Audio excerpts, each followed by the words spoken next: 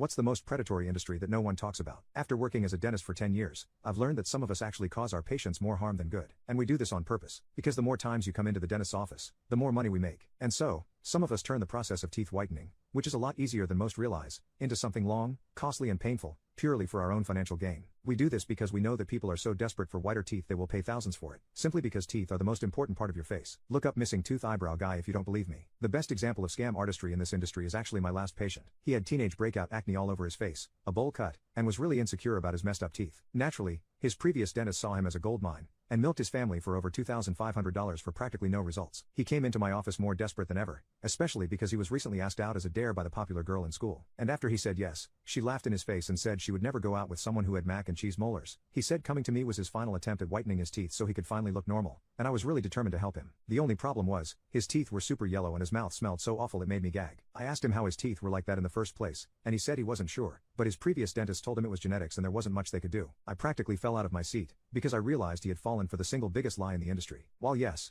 genetics can affect how yellow your teeth are, turning them pearly white is still incredibly easy despite it. After I told him this, he looked like someone just shattered his entire perception of reality. He asked me how he could get white teeth naturally despite his bad genetics, and my answer to him was the one that dentists avoid giving at all costs. When he heard it, he did a double take and fully refused to believe me, but after I broke it down scientifically he was sold. You see, all I told him was that he needed to brush his teeth with toothpaste that don't have harsh chemicals in them. Brands like Sensodyne and Colgate, which everybody uses for some reason, have parabens and hydrated silica. Parabens disrupt hormone function by mimicking the hormone estrogen, which may lead to breast cancer and reproductive issues. As for hydrated silica, it damages tooth enamel, and using it to brush your teeth is like using sand to clean glass. So instead of cleaning your teeth, you're actually causing severe damage to not only your teeth, but your reproductive organs too. Just changing to a natural toothpaste with better ingredients would be more effective for him since the standard brands weren't working. Lately, I've only been giving my patients ORL toothpaste because it has xylitol, which reduces the risk of tooth decay by eliminating the bacteria that causes the decay, and avoids all harsh chemicals, including parabens and hydrated silica. It also has the best taste, which makes it easier for my patients not to go back to their usual sweet toothpaste. But honestly, any toothpaste without harsh chemicals works. You just have to do the research first to make sure it's actually safe for you. My patient tried arguing with me when he saw that the toothpaste costs almost $30, saying that I was trying to scam him too.